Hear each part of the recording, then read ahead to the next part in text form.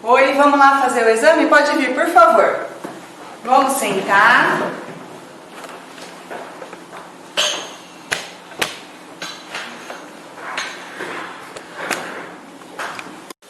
Eu tenho tosclerose e tenho perda auditiva no ouvido esquerdo, profunda, e do ouvido direito moderada, mista e lateral.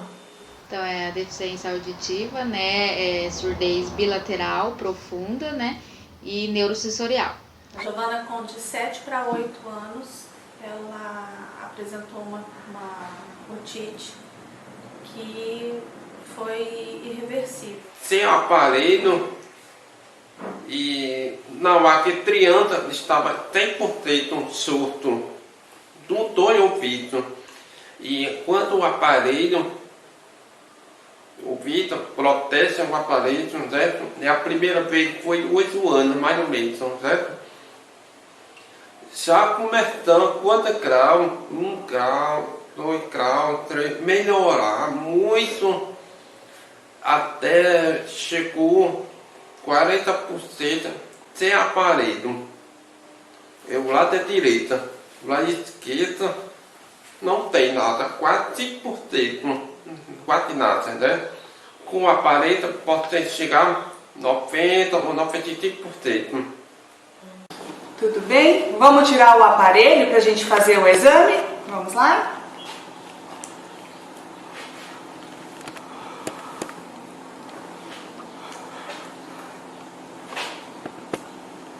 Vou dar uma olhada no ouvido, tá bom? Para ver se tá tudo certo.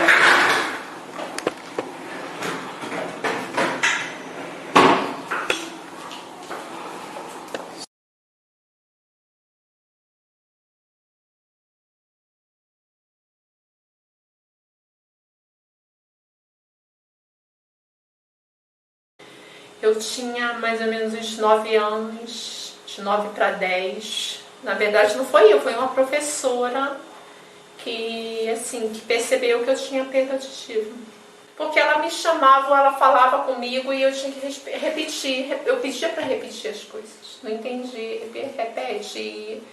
Porque assim, eu tive índice de reprovação, porque eu não entendi aquilo que foi explicado e fazia errado, entendeu? Ela percebeu que eu tinha perda auditiva e pediu para conversar com a minha mãe. Conversou com a direção, pediu para chamar minha mãe na escola.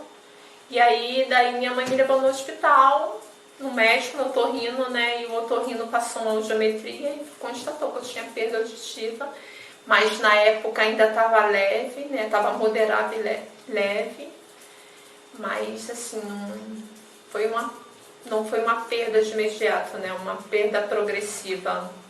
Foi caindo aos poucos. Olha, ele deveria ter em torno, assim, foi o teste da orelhinha, né? Então, assim, foi bem novinho mesmo, porque a gente fez o teste da orelhinha, a gente fez o primeiro teste, e aí não conseguimos, né, resultado. Aí fizemos um segundo teste, também não conseguimos. Aí falou que poderia ser a sujeira do parto e tal.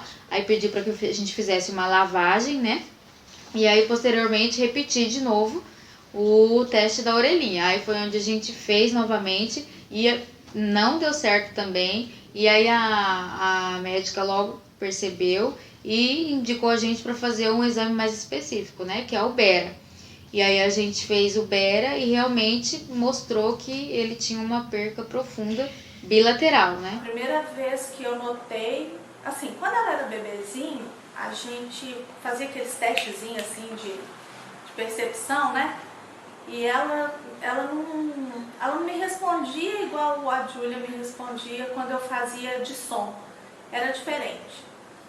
E com 1 ano e 3 meses ela teve uma perda bem grande. Ela teve uma otite, mas ela não apresentou febre nem dor, então em princípio a gente não notou. Eu notei um dia que eu fui passar por ela e eu chamei, ela não me respondeu e eu achei estranho. Aí levei no médico e nós vimos que ela estava com a perda auditiva, mas foi por conta dessa otite que ela teve. E a partir daí ela começou a ter otite de repetição e quando ela estava em crise ela tinha essa perda.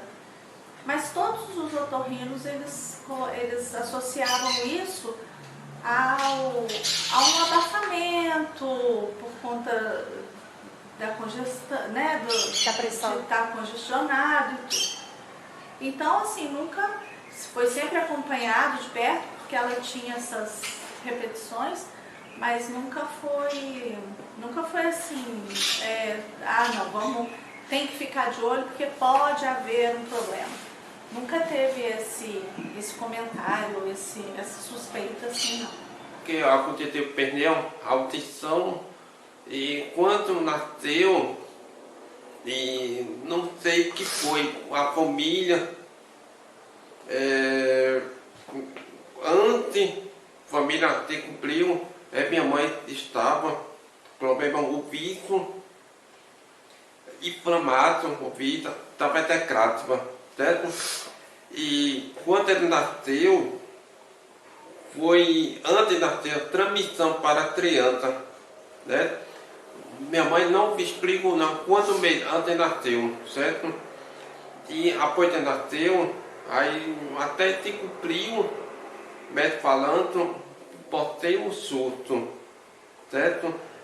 Aí antes médico falando, meu pai estava lá fora, e um cachorro com barulho, meu pai estava preocupado, acordado para a criança, tanto trabalho para evitar. Aí fui lá para o quarto e chegou lá, estava muito acordado, a trabalhar não, estava dormindo e a família achava estranhando o acordo, não ouvido, não sei. Aí marcar para o de levar ao médico para fazer exame, certo? E chegou lá, tentando exame, até que cumpriu, pode chamar surto. E também deve ter auditivo. Prontinho, tudo certo. Vamos lá iniciar o exame? Pode vir, por favor. Vamos entrar, por favor. Cuidado do degrau.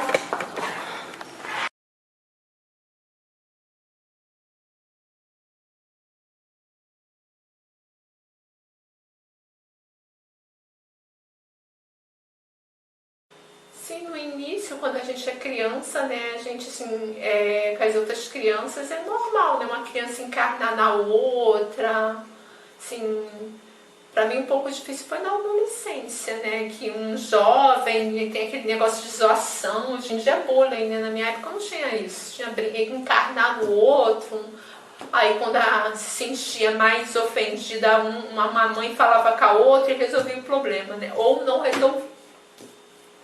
Mas assim, depois da adolescência eu caio a ficha, né? Eu aceitei o tipo da minha deficiência, mas enquanto na adolescência foi bem difícil. Na verdade, a princípio, quando eu ainda não sabia realmente o que era, se era surdez ou se era alguma outra coisa, eu fiquei muito apreensiva, assim, que a gente sempre quer que seja assim 100% assim, perfeito, sem ter nada, todo mundo, né? Acho que toda mãe, né, pensa assim.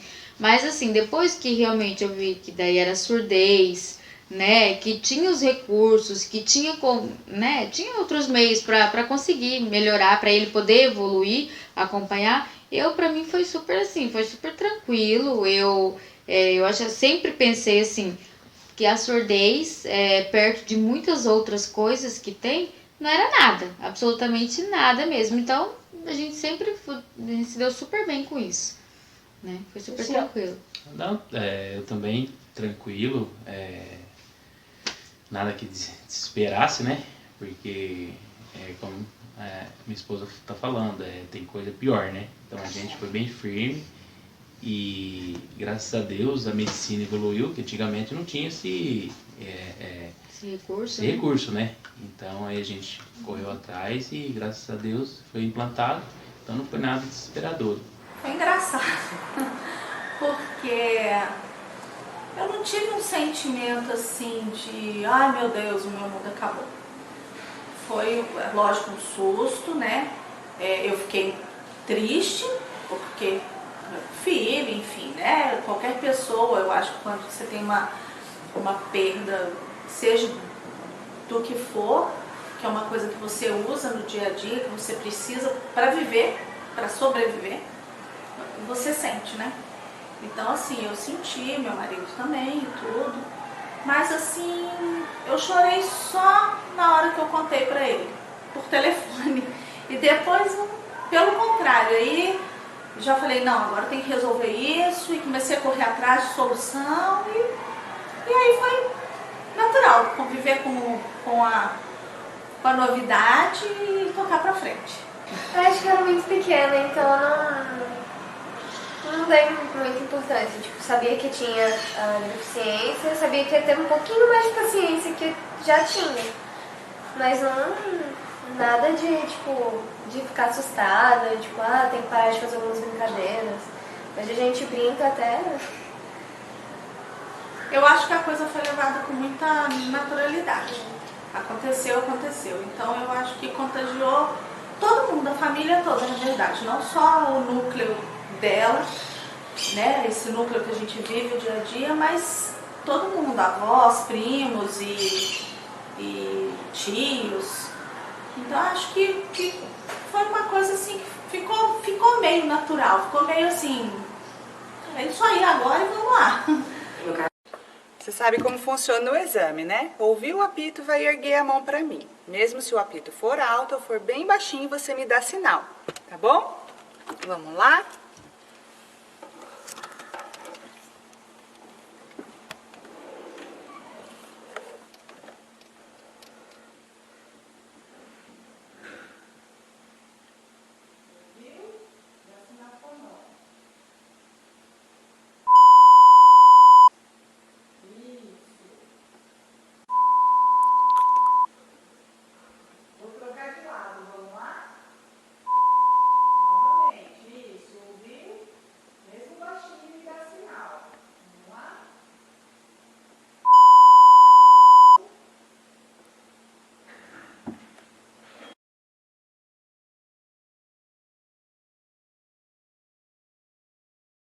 Fiquei numa cidade pequena, sem progresso algum.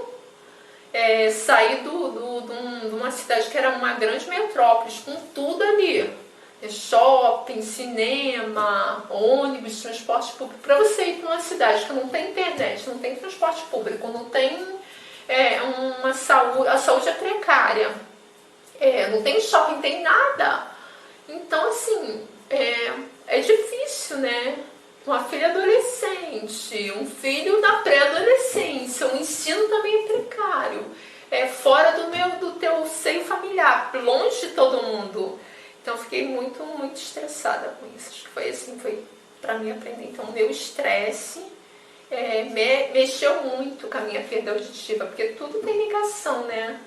Então, assim, às vezes eu não ouvia, ou as pessoas não entendiam, e também eu não abria a boca para falar nada. Aí que eu percebi que eu tinha necessidade de usar um aparelho para mim conviver normal no meio das pessoas. Até então, para mim, eu não achava tanta necessidade assim de, não, eu preciso usar um aparelho. Então eu precisava usar um aparelho, mas eu também não fazia tanta questão, até porque situação financeira e tudo é muito burocrático, né? Quando eu cheguei aqui em Campo Grande, que eu consegui assim, pensar e dar entrada na minha documentação para mim conseguir comprar um aparelho. E hoje eu uso um aparelho. Eu tinha sons que eu não ouvia mais, e assim, que eu passei a ouvir, né? Melhor. Mas assim, não tinha tanta expectativa, assim, não sei explicar, não sou uma pessoa tão ansiosa, então tudo eu espero, tudo assim, quando eu quero uma coisa, eu tenho paciência de esperar para me alcançar aquilo, então não fiquei nem expectativa nem ansiosa para ter aquilo, eu sabia que eu ia conseguir ouvir, para mim foi bom.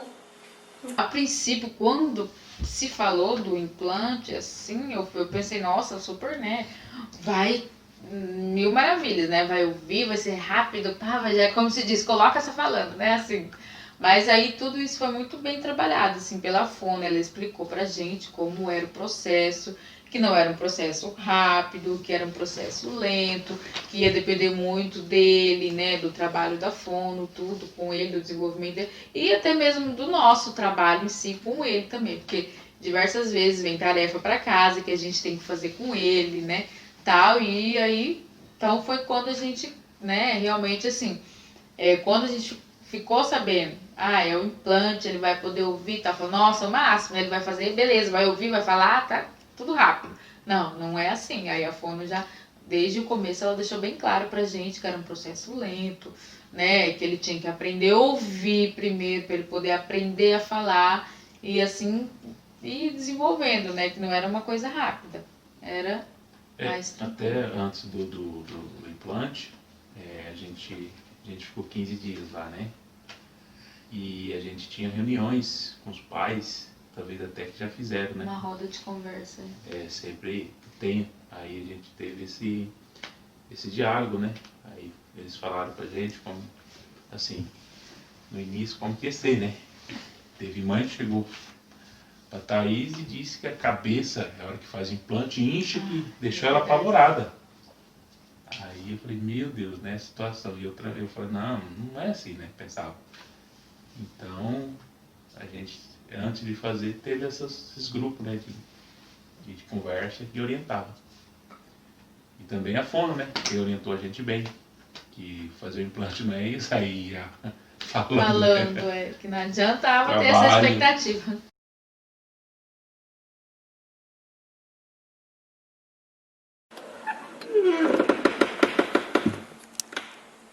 Agora vamos fazer esse aqui. Eu vou colocar atrás do ouvido, você vai ouvir o apito. Do outro lado vai ter uma cachoeira. Ignora a cachoeira, levanta a mão só para o apito. Tudo bem? Vamos lá?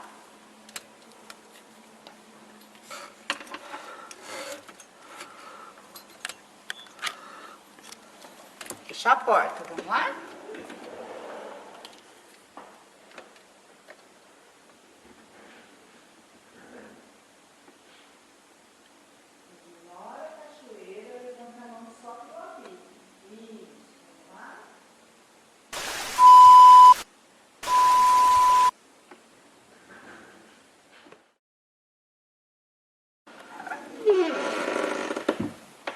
Vamos trocar de lado, tá bom?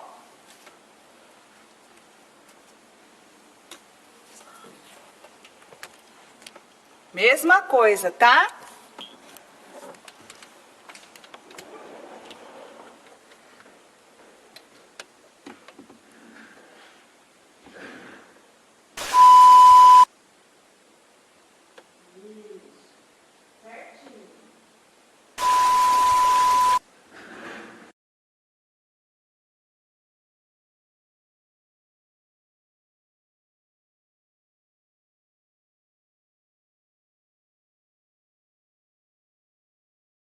No início foi difícil, porque meu sogro também tem problemas auditivos e dele é bem severo. E ele, na semana que eu estava fazendo a adaptação com o aparelho, é uma semana, meu sogro e minha sogra estavam hospedados na minha casa. Então, meu sogro, quando não estava com o aparelho, ele botava a televisão no último volume. Eu estava em fase de adaptação, né?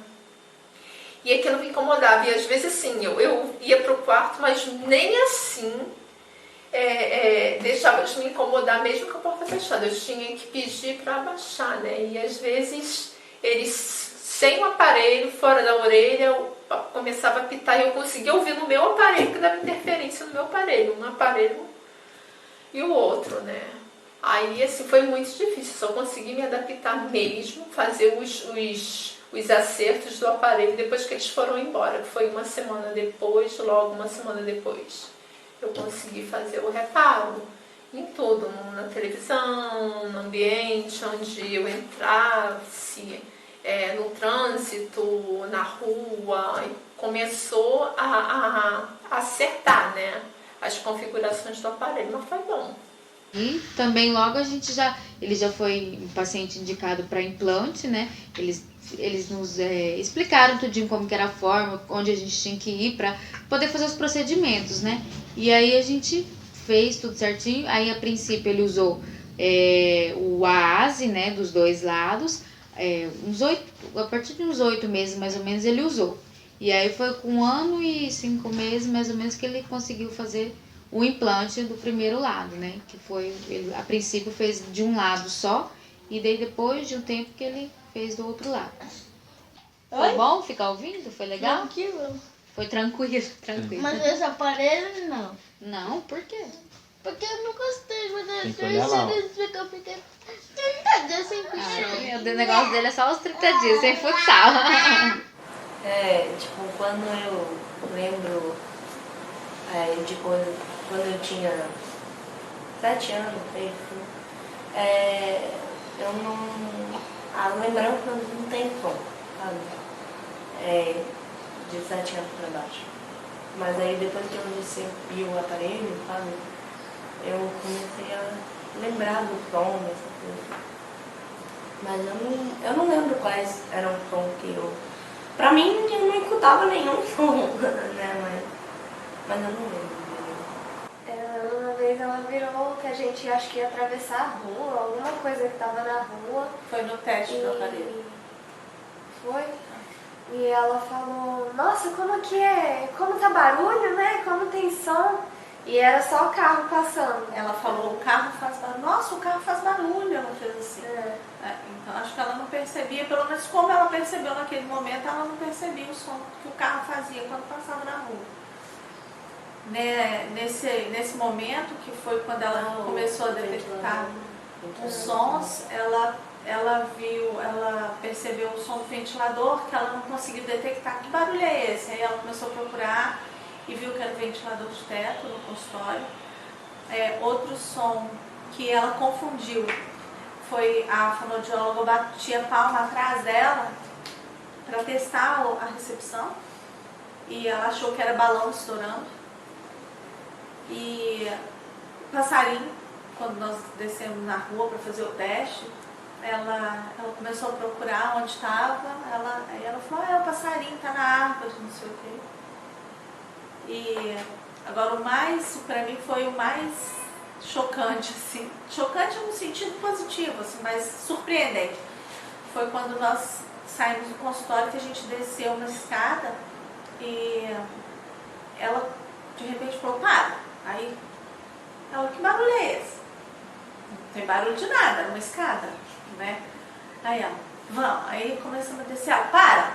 Aí eu falei, tá detectando algum som, né? Eu falei, mas o que será, né?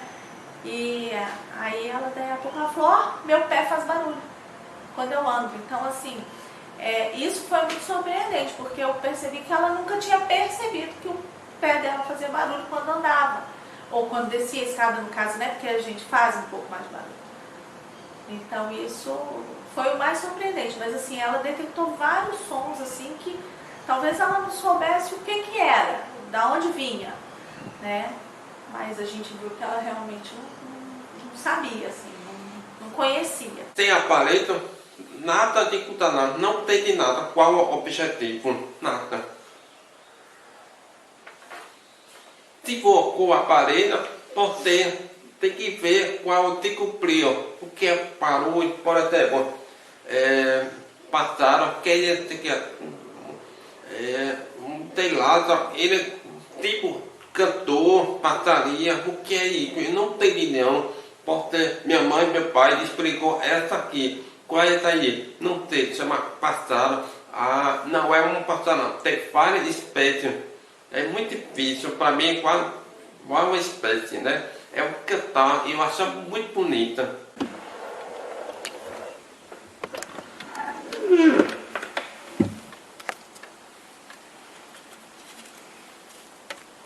Agora eu vou dizer umas palavras e você vai repeti-las da maneira que você entender, tá bom? Vamos lá?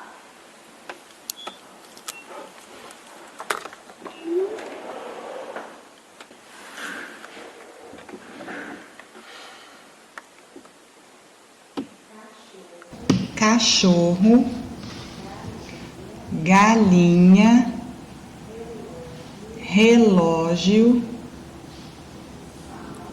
sal, mal,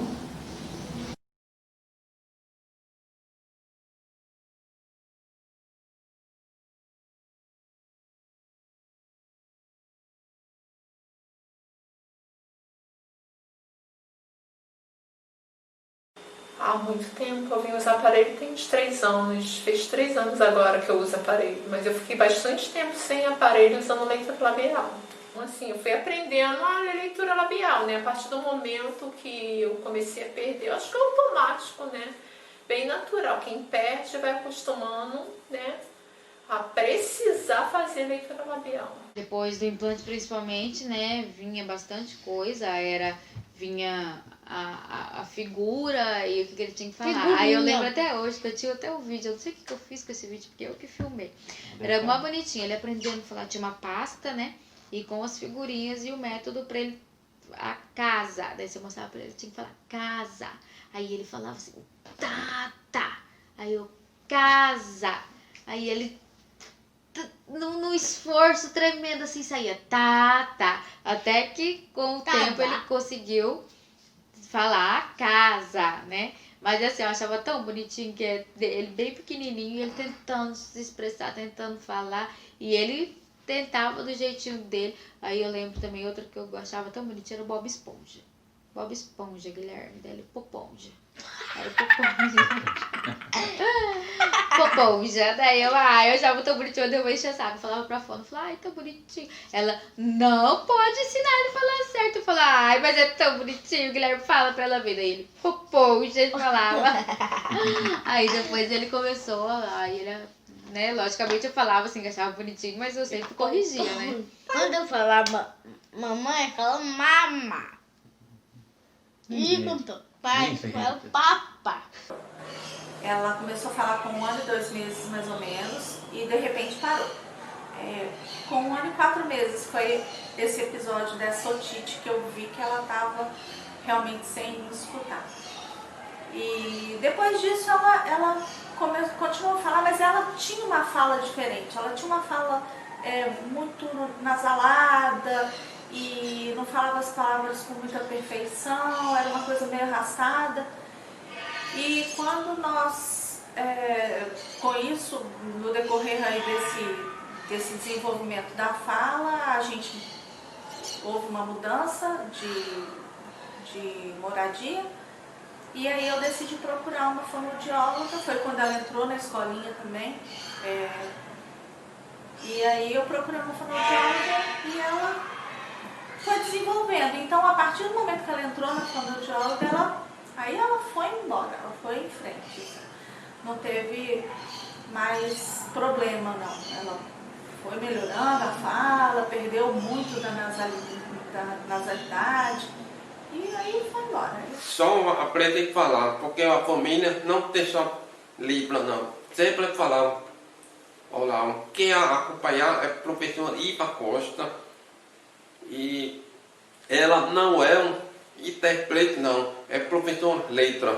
Quando uma professora Iva está escrevendo, o tipo chama alfabetização, pode escrever, por exemplo, e abrir a caneta, letra A, 4 vezes, cada um repetir, lia a coluna, dentro, pode A, B, tudo, 4 vezes.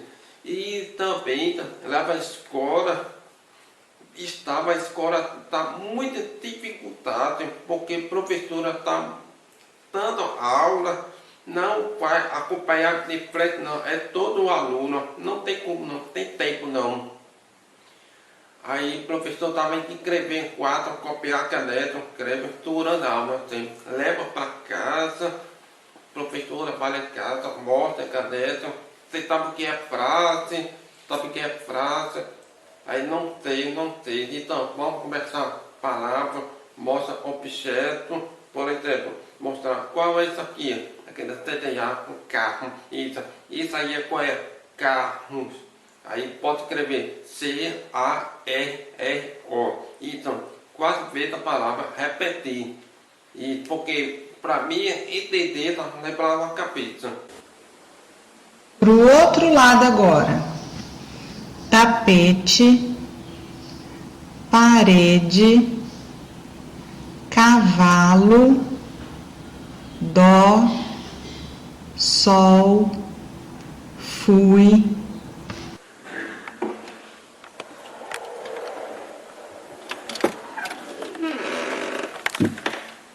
Prontinho.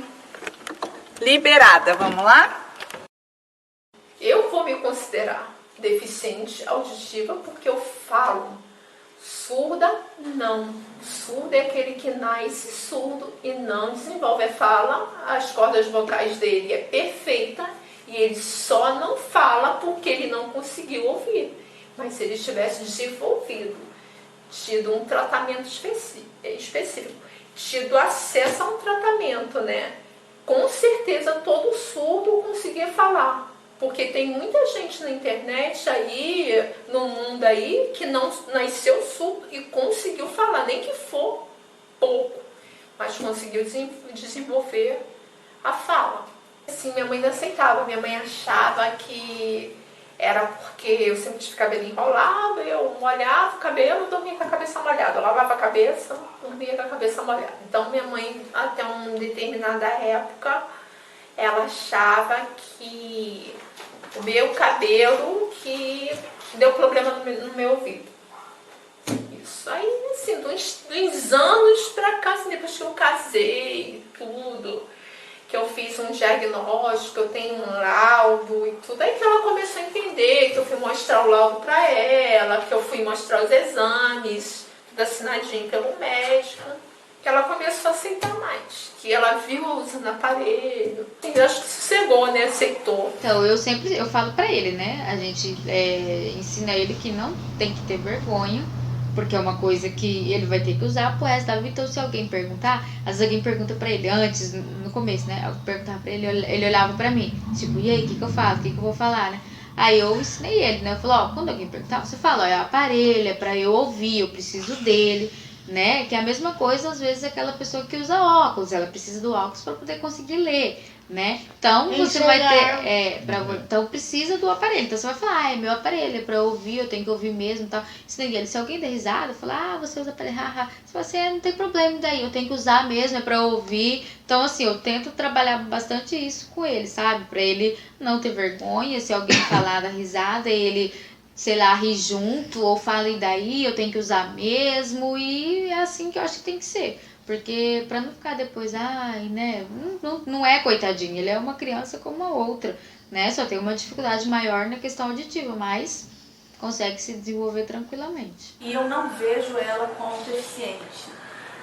Eu tenho dificuldade em achar que ela tem uma deficiência, porque ela é tão normal, ela é tão normal, é uma adolescente normal que briga, que é chata de vez em quando, que é super legal, que é engraçada, que tem muitos amigos, sempre teve, que convive bem com as pessoas. Assim, todas as escolas que ela passou, eu chegava, todo mundo conhecia a Giovana, assim, do porteiro ao diretor sabia quem era a Giovana. Então, assim, nunca teve um problema, sempre estudou normalmente, como toda criança estuda, teve seus momentos de preguiça, inclusive agora bastante, teve os momentos de preguiça, teve um momento de luta, teve que entender que não fez o suficiente. Então, a vida dela, apesar da pouca audição, pouquíssima, eu acho que é uma vida normal, assim, é uma vida de uma criatura normal, sabe? Então, assim, eu não vejo a Giovana como deficiente, entendeu? Eu sei que ela tem limitações, mas tem gente que não tem problema e tem muito mais limitação. Então, eu não vejo ela como uma deficiente, entendeu? Assim, ela tem deficiência, não dá pra negar isso. Mas eu acho que não, porque ela tem o aparelho que ajuda ela e tal, e acaba sendo só uma limitação na vida dela. Pode se tornar um obstáculo? Pode, mas eu não vejo por que se tornaria. Pra mim foi Foi difícil, né? Muitas vezes a minha autoestima diminuía muito e eu sempre tentava dar o meu melhor pra não ficar pra trás, né?